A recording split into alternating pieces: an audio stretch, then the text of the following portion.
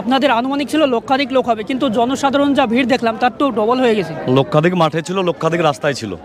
তাই মনে হচ্ছে? আমি বলছি না, পাবলিক বলছে, ক্যামেরা বলছে, ক্যামেরাগুলো আপনারা ঘুরিয়ে নেন না। লক্ষাধিক মাঠে ছিল, লক্ষাধিক রাস্তায় ছিল।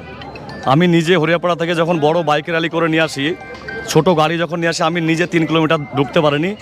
বাইক এবং ছোট গাড়ি, টেকার বলুন, ছোট গাড়ি বলুন, অ্যাভেলেবল বাইক বলুন, কিছুক্ষণ পরে দেখবেন পোস্ট হতে লাগবে। মুখে তো আমি বলি না, হরিয়ারপাড়ার ভাইদেরকে বলছি, তৃণমূল ভাইদেরকে, আজকে প্রমাণ পেয়ে যাবে তারা। এই নওদাতেই তৃণমূলের প্রকাশ্যে গোষ্ঠীদ্বন্দ্ব দেখা যাচ্ছে, অনেক আগে থেকে আছে। কিন্তু ভেতরে ছিল। সেদিন আমরা দেখেছি একেবারে অভিষেকের মহফিলে সেখানে চেয়ার ছোড়াছুড়ি হয়েছে।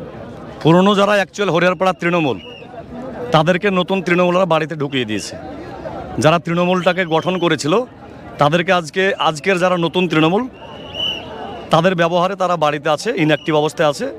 আমার কথা নয়, হরিয়ারপাড়া আমজনতার কথা। এবং প্রোগ্রামে দেখতে পাই না, তাই বলে কোনগাল তো প্রকাশ্য। কারণ তৃণমূলের অভিষেক ব্যানার্জির প্রোগ্রামে একটা টিম হরিয়ারপাড়া থেকে আমতলায় আসেনি, সেটা আপনারাও জানেন।